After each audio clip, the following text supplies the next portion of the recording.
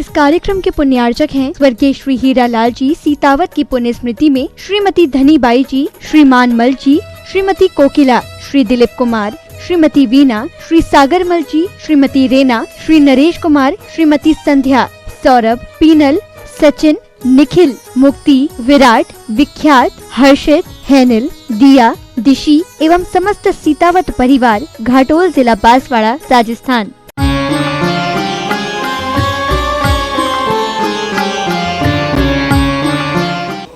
आचार्य कुंद कुंद महाराज प्रवचन सार की चारे चूलका में कि मंगलाचरण में कह रहे हैं कि हे भव्य प्राणी, अगर तुम इस संसार के दुखों से छुटकारा प्राप्त करना चाहती हो तो ऐसे सिद्धों को, तीर्थंकरों को, आचार्य उपाध्याय और सर्व साधुओं को बार बार नमस्कार करके इस श्रवण धर्म को अंगीकार। ऐसी महान आत्मा आचार्य कुंद कुंद महाराज भी इन सबको नमस्कार करने के बाद यही संसारी प्राणी को उपदेश दे रहे हैं कि श्रवण धर्म को अंगीकार किए हुए ना तो आज तक किसी को मुक्ति मिली है और न कभी मुक्ति मिलने वाली है। वस्त्रधारी को कभी मुक्ति की प्राप्ति नहीं होती जब तक वह वस्त्र त्याग करके दीक्षा को अंगीकार नहीं करते, तब तक किसी भी जीव को मुक्ति की प्राप्ति नहीं होती। इसी तरह का आज वह प्रसंग आपके सामने दोपहर में आने वाला है कि जिनके पुण्य योग से उनको सब कुछ प्राप्त था, उन्हें किसी भी तरह की कोई कमी नहीं थी। आप जैसे लोगों जैसे उनको कोई व्यापार, कृषि और नौकरी आदि कुछ भी नहीं करना पड़ता है। ऐसे वह निकाचित पुण्य के धनी होते हैं। उनकी आज्ञा हुक्म का पालन हर व्यक्ति करता है और कोई भी उनको परेशानी नहीं होती है, पर वह भी इस श्रवण धर्म को अंगीकार कर लेते हैं, क्योंकि बिना इस श्रवण धर्म अंगीकार भी हम इस संसार के दुखों से कभी भी छुटकारा नहीं प्राप्त कर सकते। तो ऐसे वह तीर्थंकर प्रभु होते हैं जिनका बालक का कल जन्म हुआ था, वो आज ही उनकी दीक्षा होने वाली है। अधिकांश तीर्थंकरों का वर्णन यही मिलता है 24 तीर्थंकरों में कि जिस दिन उनका जन्म कल्याणक होता है उसी दिन उनका तप कल्याणक भी हुआ करता है। आप तो जन्म मनाने में मस्त हो जाते हैं, भूल जाते हैं कि हमारा कितना जीवन निकल चुका है, पर तीर्थंकर ये सब कुछ ध्यान रखते हैं कि हमारे जन्म लिए इतना समय निकल गया और फिर भी हम अभी संयम को अंगीकार नहीं कर सके। मैं उसी दिन तप को अंगीकार कर लेता, दीक्षा को अंगीकार कर लेती है। पर संसारी प्राणी के साथ तो बड़ी विडंबना है। संसार प्राणी तो बस मौज मस्ती में ही अपने जन्मदिन को निकाल देता है। ये नहीं सोचता है कि हमारा इतना काल निकल चुका है। क्या कहते हैं लोग, आज तो इंग्लिश मीडियम का ज़माना है, यही कहते लोग, महाराज आज हमें विशेष आशीर्वाद दो, आज हमारा बर्थडे है। क्या कहता है, आज हमारा महाराज बर्थडे है, इसलिए आप हमें आज आशीर्वाद प्रदान करें। हम तो भैया यही कहते हैं, इन शब्दों में कुछ सुधार कर लें तो अच्छा है। ये नहीं कह के आज हमारा बर्थडे है, ये बोलो आज हमारा बर्थडे है। क्या बोलो, आज हमारा बर्थडे है। आज हमने 20, 25, 30, 40, 60 आदि जितने वर्ष हैं, अगर हमने उन दिनों में धर्म नहीं किया तो हमने इतने वर्ष अपने व्यर्थ में गंवा दिए। इस बात का चिंतन करने के दिन हैं। एक केक आप को क्या करते हैं, और भी तरह तरह के बैंड, तरह तरह की पार्टियां, तरह तरह के आयोजन करके अपने समय को और अपने धन को निकालते हैं, लेकिन उन दोनों में ये विचार नहीं करते हैं कि इतने वर्ष हमने अपनी क्या निकाल दिए, गांठ से निकाल दिए। आचार्य महाराज कहते हैं वर्ष गांठ किसे कहते हैं, वर्ष गांठ उसे ही कहते हैं कि अपनी गांठ से एक वर्ष का निकल जाना, उसको बोलते हैं वर्ष गांठ। मिली हुई आयु में से कितना, हमारा एक वर्ष निकल चुका पिछली वर्ष की अपेक्षा से, और जितनी हमारी आयु हो गई उस अपेक्षा से तो जितने वर्ष आप हुए उतने वर्ष आपने गंवा दिए, और आप गंवाने के बाद खुशी मना रहे हैं। पर तीर्थंकर ऐसी खुशी नहीं मनाते हैं, वे तो उस जन्म कल्याणक के दिन ही तप को अंगीकार कर लेते हैं। ऐसी महान आत्माएं हुआ करती हैं जो हम आपके बीच में इस संसार में रह के भी उस तप को अंगीकार करके अपने को कल्याण मार्ग में लगा के मुक्ति को प्राप्त कर लेते हैं। ये चिंतन के विषय हैं, ये निपटाने के विषय नहीं। महाराज अब बस 2 दिन और हैं, कल केवल ज्ञान और परसों मुक्ति होने वाली है, पर विचार करो हमारी इस संसार से कब मुक्ति होगी। उन 24 आत्माओं की तो मुक्ति हो चुकी है, और भी आत्माओं की हो चुकी है, पर हम इस संसार से छुटकारा कब प्राप्त करेंगे, वो कौन सा दिन आने वाला है, वो अपने आप आने वाला नहीं है, हमें पुरुषार्थ करना पड़ेगा। काल लब्धि अपने आप आने वाली नहीं महाराज, काल लब्धि जब होगी तो अपने आप सब कुछ हो जाएगा। पर काल लब्धि तो आपको ऐसी विचार आप काल लब्धि भी करें कि काल लब्धि आएगी तो दुकान अपने आप खुल जाएगी, ग्राहक माल खरीद के ले जाएगा। वहाँ काल लब्धि के विचार आप नहीं कर रहे ना, वहाँ तो आप पूरा पुरुषार्थ कर रहे, भोजन बन जाएगा और हम कर लेंगे। उसके भोजन बनाने के लिए भी पुरुषार्थ करना पड़ता है, काल लब्धि का इंतजार नहीं होता है। इसीलिए आचार्य महाराज कह रहे उस काल लब्धि का विचार नहीं करते हुए पुरुषार्थ पूर्वक उस संयम धर्म को अंगीकार करो, और संयम धर्म को अंगीकार करने के वाले उस पुरुषार्थ में लग जाओ जिस पुरुषार्थ में ऐसी महान आत्माएं लग गईं और वह मुक्ति को प्राप्त उन्होंने कर लिया। तो ऐसे पुण्य के धनी होते हैं, वह भी दीक्षा को अंगीकार कर लेते हैं।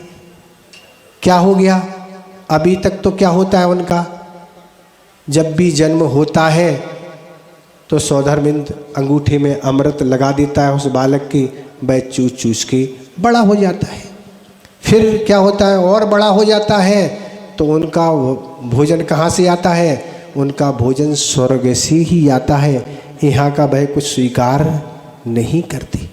वस्त्र भी उनके कहाँ से आते हैं, स्वर्ग से आते हैं। यहाँ के वस्त्र भी वह नहीं पहनते हैं, आभूषण भी स्वर्ग से ही आते हैं। ऐसे वह पुण्य के धनी होते हैं। A1 क्वालिटी की हर वस्तु, मनुष्यों के अंदर ये कमी है कि वह नकली माल बेचता है, पहनता है, पर देवों के अंदर ऐसा नहीं होता कि नकली माल स्वयं उपयोग करें और दूसरे को कराएं। वो तो A1 क्वालिटी की ही वहाँ वस्तुएं हुआ करती। तो ऐसे वह पुण्य के धनी होते हैं। आचार्य महाराज ने कहा था जो स्वर्ग का मुखिया सौधर्मिंद माना जाता है, वह भी तीर्थंकर के चरणों में किंकर के समान हाथ जोड़े हमेशा खड़ा रहता। हे भगवान, आप तो हुक्म करिए, आपको क्या आवश्यकता है। लेकिन भगवान कभी कोई आदेश आज्ञा नहीं देती। उनके पुण्य उद्देश्य सारी चीज़ें वह क्या करता है, उपलब्ध कराता रहता है। तो ऐसे वह पुण्य के धनी होते हुए दोपहर में आपको दिखाया गया, एक नहीं 32,000 मुकुटबद्ध राजा जो जनता से टैक्स वसूल करती है, वो उनके चरणों में समर्पित करती। उन्हें कोई व्यापार आदि कुछ करना हो तो उनको कुछ नहीं। तो ऐसे वह निकाचित पुण्य के धनी, सारी वस्तुएं हैं, सब कुछ है, पर इस तप को अंगीकार कर लेते हैं। क्यों? ये समझते हैं कि इसके बगैर इस संसार से हम दुखों से मुक्त नहीं हो सकते, इसलिए वह स्वीकार कर लेते हैं। पर संसारी प्राणी क्या करता है, अब हो जाएंगे कभी ना कभी, अभी क्या, अभी तो बहुत समय है, जब अवस्था वृद्ध अवस्था की ओर होगी तब हम उस संयम को अंगीकार करेंगे। आचार्य कहते हैं क्या तुम्हें पता है कि तुम्हारा बुढ़ापा आएगा? क्या पता है? क्या आपके केवल ज्ञान में झलका है क्या कि आपका बुढ़ापा आएगा? मनुष्य और तिरंचों का कोई भरोसा नहीं, कभी भी आयु की उदीर्णा होके अकाल मरण हो सकता है। देव और नारकियों का आक्रमण नहीं होता, बाकी तो दोनों का होने में कोई बाधा नहीं। तो आचार्य कहते इसका इंतजार नहीं करो और समय पर संयम को अंगीकार करके अपने आगामी जीवन को अच्छा बना लो। आप प्लेन, बस और ट्रेन आदि में तो अपनी टिकट बुक करा लेते हैं। ऐसा ना हो कि हमें समय पर जब जाना हो और हमें सीट ना मिले। पर आचार्य कहते हैं यहाँ आप टिकट बुक नहीं करा रहे, वहाँ की तो आप टिकट बल्कि बुका रहे हैं आने की और जाने की, पर यहाँ आप संयम के मार्ग में कुछ भी नहीं सोच रहे। आचार्य महाराज कहते संयम जिसने अंगीकार कर लिया बस उसकी टिकट बुक हो गई, अर्थात उसको वैमानिक देवों में ही उत्पन्न होना है। उसकी टिकट क्या हो गई? बुक हो गई। उसको कहीं नहीं, न मनुष्यों में जन्म लेना है, न त्रिंचरों में जन्म लेना है, न नरक में जाना है। जाना है तो एक ही स्थान पर जाना है। कहाँ? वैमानिक देवों में, जहाँ कमाने धमाने की कोई बात नहीं। क्या महाराज क्या करेंगे वहाँ जाके? तो वहाँ प्रकार 10 प्रकार के कल्प वृक्षों से सारी आपको सामग्री उपलब्ध हो जाती है। वहाँ भी न कोई नौकरी, न खेती किसानी, न व्यापार, कुछ भी नहीं करना। उस संयम के प्रभाव से वह मिली हुई देवायु से सारी सुविधाएं आपको मिलती चली जाएंगी। दिन और रात का वहाँ कोई भेद नहीं होता है। आपकी गाड़ी तो पंचर और ख़राब हो जाती है, वहाँ के विमान खराब नहीं होते, ना पंचर होते हैं। रात चलाओ और दिन चलाओ, जहाँ जाना सो आप चले जाओ। ऐसी सारी सुविधाएं हैं देवों की। देवों के जन्म समय भी कोई परेशानी नहीं होती है। मनुष्यों में तो 9 माह गर्भ में रहने के बाद, कष्टों को सहन करने के बाद ही धीरे धीरे बड़े होते हैं, उसमें भी बड़ा कष्ट होता है। पर देव तो अंतर्मूर्त में क्या हो जाते हैं? जवान 16 वर्षीय के समान खड़े हो जाते हैं। ये सारी सुविधाएं हैं। ये सुविधा कब मिलेंगी?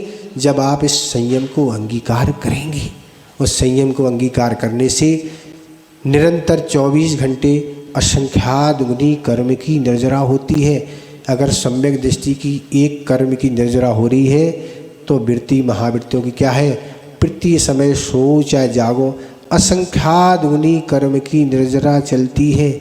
ऐसे वह पाप कर्म कटते चले जाते हैं और पुण्य का संचय बढ़ता चला जाता है। आचार्य महाराज कहते थे कि ऐसे संयमी आदि या पुण्य कार्य में लगे हुए जीवों को ऐसे पुण्य का संचय होता है कि वह पुण्य कभी साथ छोड़ता नहीं। जहाँ भी वह जाता है पुण्य उसके साथ पीछे लगा रहता है। जिस गति जिस आयु में जहाँ भी पहुँचेगा, अच्छी जगह पहुँचेगा। नरकों में तो जाना नहीं, क्योंकि वहाँ तो पुण्य की गंध ही नहीं आती नरकों में। तो इस तरह वह अच्छी आयु को प्राप्त होके अच्छे घरों कुलानों में राजा महाराजा सेठ आदि होके वहाँ उस पुण्य का उपयोग करता है। और पुण्य का बैलेंस ऐसा उसका रहता है कि जब तक उसको मुक्ति नहीं होती तब तक वह पुण्य का उपयोग करता रहता है। तो इस तरह के आत्माओं ने क्या किया, उसके चिंतन का दिन है। वही दृश्य देखने के, वो विचार करने के दिन है कि सब कुछ होते हुए भी क्या हुआ? सब राजपाट त्याग कर दिया। आचार्य महाराज से किसी ने पूछा, आचार्य महाराज हम किस ग्रंथ का स्वाध्याय करें? आचार्य महाराज ने पहले ही कहा कर लेना किसी भी ग्रंथ का आप अपने हिसाब से। उन्होंने बताया हमने इन ग्रंथों का स्वाध्याय कर लिया। तब आचार्य महाराज ने यही कहा हम तो भैया यही कहेंगे कि उन आत्माओं की कथाओं के बारे में पढ़ो जिनने एक बार बैराग को धारण कर लिया, फिर कभी पीछे मुड़ के उन्होंने कभी नहीं देखा। हमारे पीछे कौन आ रहा है हमें मनाने, कौन घर वापस लेने जा रहा, आने के लिए आ रहा कि घर वापस चलो, या कोई दीक्षा लेने आ रहा, इससे कोई मतलब नहीं। बैराग को धारण कर लिया, फिर मुड़ के पीछे नहीं देखा और आके आदिनाथ भगवान तो 6 महीने के लिए ध्यान में बैठ गए। किस लिए बैठ गए? उन कर्म को साफ करने के लिए।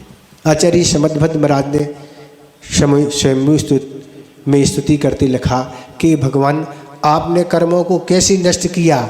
निर्दयता पूर्वक। आपने कर्मों पर दया नहीं रखी। अगर दया करते तो कर्म आप नाश नहीं कर पाते। इसलिए आपने कर्मों पर दया नहीं करके उन सारे कर्मों को निर्दयता पूर्वक भस्मसात कर दिया। किसके द्वारा? ध्यान के द्वारा। तो ऐसे वह प्रभु हैं। ऐसे प्रभु का चिंतन करो कि हम आपके साथ रहने वाली वह आत्मा आज हमेशा हमेशा के लिए मुक्त हो गई, पर हम अनादिकाल से इस संसार में चारों गतियों के दुखों को भोग रहे हैं। कब तक भोगेंगे? जब तक हम कोई पुरुषार्थ नहीं करेंगे। जब हम संयम लेने का पुरुषार्थ करेंगे, उस संयम को हम आगम के अनुसार पालन करेंगे, तो हम भी उन भगवान के समान भी हमेशा हमेशा के लिए इस संसार से मुक्त हो जाएंगे। भगवान और आप पे कोई ज़्यादा अंतर है ही नहीं। जैसे भगवान वैसे आप, बस इतना ही अंतर है कि भगवान का जो भूत था वह हम आपका वर्तमान है, भगवान का जो आज वर्तमान है वह हमारा भविष्य होगा। बस इतना क्या अंतर है। आदिनाथ जो इस संसार में भटक रहे थे वो उनका भूत था, वह हमारा वर्तमान है कि हम इस संसार में भटक रहे। और आदिनाथ भगवान का जो वर्तमान है अर्थात सिद्धत अवस्था को प्राप्त हो गए। अगर हम उन जैसा पुरुषार्थ करते हैं तो हमारा वह भविष्य होगा, अर्थात हम भी भगवान बन जाएंगे। तो इस तरह की आत्माओं ने जो पुरुषार्थ किया, वैसा अगर हम पुरुषार्थ करते हैं तो क्या हो गया? हमारा पंचकर्ण मनाना और देखना सार्थक हो गया। ये कोई कल्पना की चीज़ें नहीं है कि आप कोई उपन्यास आदि कथानक टीवी में देख लिया, हाँ बस हो गया, सुना दिया। ये तो चीज़ें इसलिए हैं पंचकर्णक छोटे रूप में भी हो सकता है। आज महाराज एक छोटे कमरे में क्या कहीं भी कर लो आप, हो सकता है, कोई बड़ी बात नहीं। पर ये बड़े रूप में इसलिए किया जाता है कि व्यक्तियों को शिक्षा मिले कि हमारे जो भूत में तीर्थंकर हुए हैं उनने किस तरह अपना कल्याण किया, अपना कैसे जीवन बनाया, और इस तरह के दृश्य हैं। इसलिए बड़े रूप में किया जाता है। एक धर्म प्रभावना का एक कारण है, एक सम्यक दृष्टि का एक लक्षण है, और आगे वह ये सारी चीज़ें देख के परंपरा से वह भी मुक्ति को प्राप्त करते हैं। इसलिए लोगों को लगता है कि कर लें, तो ये तो पापों के काम जितने छोटे रूप में किए जाएं उतना पाप का बंध कम होगा, और धार्मिक जो कार्य हैं, पुण्य के कार्य हैं, जितने बड़े रूप में किए जाएं उतना आपको पुण्य का संचय होगा, पुण्य की वृद्धि होगी। आज से ही अभ्यास चालू कर दो। और भी बहुत सारे तपों का वर्णन आचार्यों ने किया है, उपवास आदि, अंतरंग बहिरंग तप और अंतरंग तप, और भी बहुत सारे प्रकार के तप होते हैं। उन तपों को आप करते चले जाइए, और तप से आपकी निरंतर निर्जर पाप कर्म की निर्जरा होती चली जाएगी, और वह भी समय आ जाएगा कि आप इस संसार से जल्दी जल्दी मुक्त हो जाएंगे। इसलिए ये विचार करने के दिन है। ये आचार्य जी कहते हैं भैया समय को नहीं काटना है, कर्मों को काटना है। सो इसलिए समय को नहीं काटते हुए कर्म को काटते चले जाएं, और अपने को हमेशा हमेशा के लिए इस संसार से मुक्त कर लेंगे। संसार को समाप्त नहीं करना, संसार तो अनादि निधन है और रहेगा। आपको अपने संसार को नाश करना है, इतने ही हम पर्याप्त समझते हैं। अहिंसा परमो धर्म की।